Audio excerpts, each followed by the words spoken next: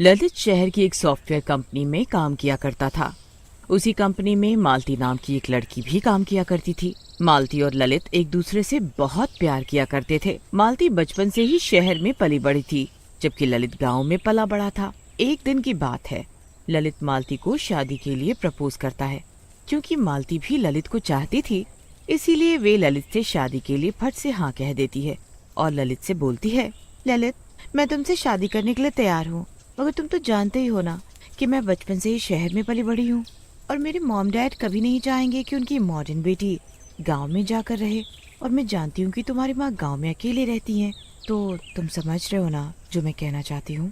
फिर कुछ ही दिनों बाद ललित मालती से शादी करके उसे गांव ले जाता है। ललित की माँ गुस्से से ललित से बोलती है, अरे कमबख्त मारे, तूने शादी कर ली और मुझे बताया तक नहीं।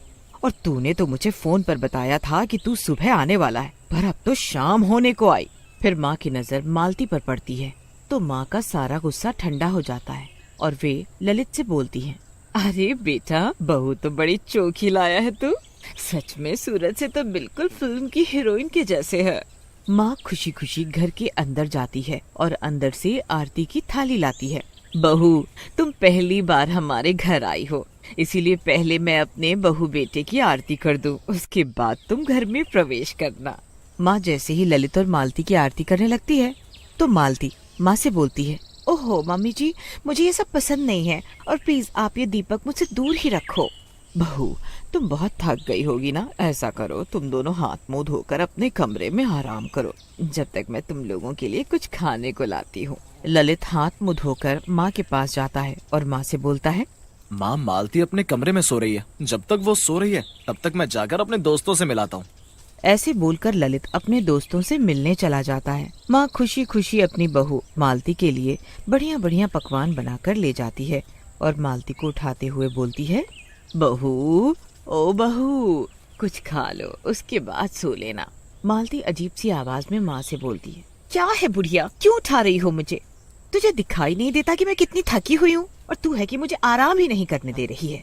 अरे ये कैसी बातें कर रही हो बहू? अरे मैं तो तुम्हारे लिए खाना लाई हूँ। खाना लाई है ना, तो खाना टेबल पर रख और चलती बन यहाँ से, नहीं तो तेरी खैर नहीं। फिर अगली सुबह माँ अपने बहू बेटे के लिए नाश्ता लगाती है और बोलती है, आज मैंने अपने बहू के लिए स्पेशल आलू के पराठे बनाए हैं। लो बहू, इसे घर के बने ताजे मक्खन के साथ खा कर देखो। मालती गुस्से से बोलती है, मम्मी जी, आपको क्या लगता है कि मैं आपके बनाए आलू के पराठे खाऊंगी, और वो भी बटर के साथ? अरे जरा मेरा फिगर तो देखो, अगर मैंने ये देसी घी वाले पराठे बटर के साथ खा लिए तो मेरा सारा फिगर ही खराब हो जाएगा। हाँ। ललित हंसते हुए मालती से बोलता है, अरे मेरी फिगर वाली बीवी, अरे कुछ दिन ये पराठे खा लेने से तुम्हारा फिगर खराब नहीं होने वाला, बल्कि माँ के हाथ के पराठे खाकर तो तुम्हारे अंदर तंदुरुस्ती आ जाएगी। हाँ। ऐसे बोलकर ललित और वहाँ से चला जाता है। माँ मालती से बोलती है, बहू, तुम्हें पराठे पसंद नहीं तो कोई बात नहीं है, मैं तुम्हारे ही पसंद का कुछ बना देती हूँ। मुझे अंडे सैंडविच चाहिए। अरे तौबा तौबा, ये क्या बोल रही हो बहू? अरे हमारे घर में अंडा खाना तो दूर, कोई अंडे का नाम तक नहीं लेता है। हम लोग अंडा मांस ये सब नहीं खाते हैं। माँ की ये बात सुनकर मालती को बहुत गुस्सा आता है और गुस्से से मालती की आंख एकदम लाल हो जाती है, जैसे उनमें खून उतर आया हो। तभी मालती अजीब सी भारी आवाज से माँ से बोलती है, ए बुढ़िया, तुझे एक बार में बात समझ में नहीं आता क्या? जब मैंने कहा मुझे एग सैंडविच खाना है तो खाना है। अरे अरे अरे बहू, ये तुम्हें क्या हो गया है? तुम्हारी आंखें इतनी लाल क्यों हो गई? और ये तुम्हारी आवाज को क्या हो गया है? माँ की बातें सुनकर मालती जोर जोर से हंसने लगती है और हंसते हंसते वे अचानक से एक डरावनी चुड़ैल का रूप ले लेती है। हे भगवान, ये मैं क्या देख रही हूँ? अरे ये मेरी बहू एक चुड़ैल है। हाय रे, ये सब क्या हो गया? मैं तो समझी थी मेरा बेटा शहर से मेरे लिए बहू लाया है, मगर वो तो शहर में मेरे लिए शहर की चुड़ैल ले आया। हाय रे मेरी किस्मत, अब मैं क्या करूँ? अब मैं क्या करूँ? चुड़ैल हंसते हुए बोलती है, हाँ, मैं हूँ शहर की चुड़ैल। इसीलिए तो मुझे अपने स्लिम ट्रिम फिगर की चिंता रहती है, और तू है कि मुझे ऑयल में बने पकवान और देसी घी में बने पराठे खिलाकर मोटा करना चाहती है। देख बुढ़िया, मुझे जो पसंद है अब तो तुझे वही बनाकर मुझे खिलाना होगा, फिर चाहे मुर्गी के अंडे हो या फिर मुर्गी। अगर तूने ऐसा नहीं किया तो तेरी खैर नहीं, समझी? आने दे ललित को, मैं सब बताती हूँ, फिर देखना वो तेरा क्या हाल करेगा। ए बुढ़िया, अगर तूने ऐसा कुछ भी किया तो मैं तेरा सीधे ऊपर का टिकट कटा दूंगी, समझी? इसीलिए तेरी भलाई इसी में है कि तू अपना मुंह बंद रख, नहीं तो मैं तुझे कच्चा चबा डालूंगी। फिर बेचारी माँ वे सब काम करती है जो उसे चुड़ैल करने को कहती थी। जब शाम को ललित घर आता तो चुड़ैल ललित को देखते ही फिर से मालती के रूप में आ जाती। ललित माँ का उतरा हुआ चेहरा देखकर माँ से बोलता है, क्या बात है माँ, तेरी तबीयत तो ठीक है ना? और तेरा चेहरा क्यों उतरा हुआ है? मालती ने कुछ कहा है क्या तुझसे? माँ, मालती शहर की रहने वाली जरूर है, पर वो कभी भी किसी से गुस्से से या बदतमीजी से बात नहीं करती है। पर न जाने गांव में आते ही उसे क्या हो गया है जो उसने आपसे अजीब तरीके से बात की और आपके बनाए नाश्ते के बारे में भी आपसे बदतमीजी से बोला। क्या बात है माँ, तू क्या सोचने लग गई? कुछ नहीं बेटा, तू जाकर कमरे में आराम कर। माँ मन ही मन सोचती है, इस शहरी चुड़ैल के बारे में मेरे बेटे ललित को कुछ भी नहीं पता है।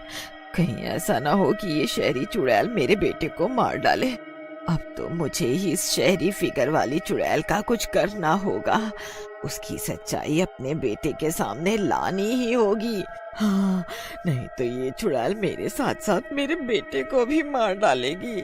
अगले दिन माँ अपने बेटे और बहू से बोलती है, बेटा तुम दोनों कुछ ही दिन में यहाँ से चले जाओगे, इसीलिए मैंने आज गांव की औरतों को अपनी बहू की मुंह दिखाई के लिए बुलाया है और मंदिर के पंडित जी को भी बुलाया है ताकि वे नए जोड़े को आशीर्वाद दे।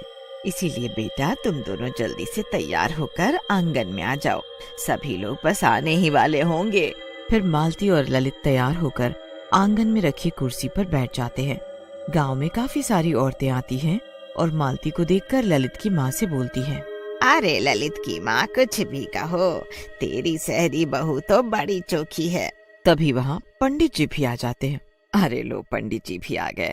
अरे पंडित जी, मेरी शहरी बहू को किसी की नजर ना लगे, इसीलिए इस पर गंगा जल छिड़क कर और माँ काली का टीका लगाकर नजर तो उतार देना।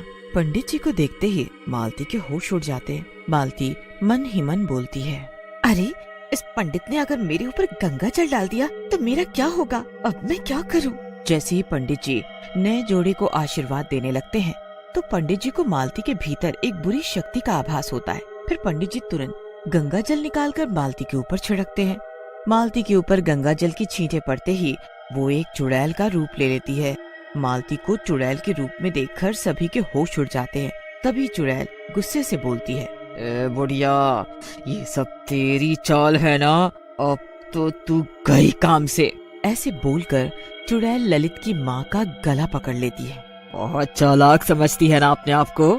अरे तू ठहरी गांव की सास और मैं हूँ शहर की चुड़ैल।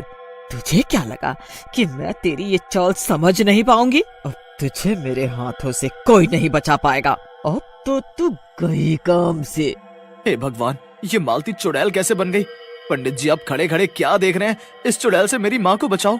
फिर पंडित जी मंत्र पढ़ते हुए गंगा जल चुड़ैल के ऊपर डाल देते हैं। चुड़ैल के शरीर पर गंगा जल पड़ते ही वो बुरी तरह से चिल्लाने लगती है और माँ को छोड़ देती है। हाय हाय, मेरा कोमल बदन बुरी तरह से जल रहा है। अरे बूढ़े पंडित, ये तूने क्या किया? हाय हाय मेरा बदन, हाय मेरा बदन। ए चुड़ैल, मैं तुझे जान गया हूँ कि तूने मालती के शरीर पर कब्जा कर रखा है। तेरी भलाई इसी में है कि तू इस बेचारी मालती के शरीर को छोड़ दे और यहाँ से चली जा। पंडित जी की बात सुनकर चुड़ैल जल्दी से मालती का शरीर छोड़ देती है और वहाँ से गायब हो जाती है। मामी जी, आपने मुझे उस चुड़ैल से बचा लिया, नहीं तो ना जाने मेरा क्या होता। अरे बहू, तेरा नहीं, न जाने तेरे फिगर का क्या होता। माँ की बात सुनकर वहाँ खड़े सभी लोग जोर जोर से हंसने लगते हैं।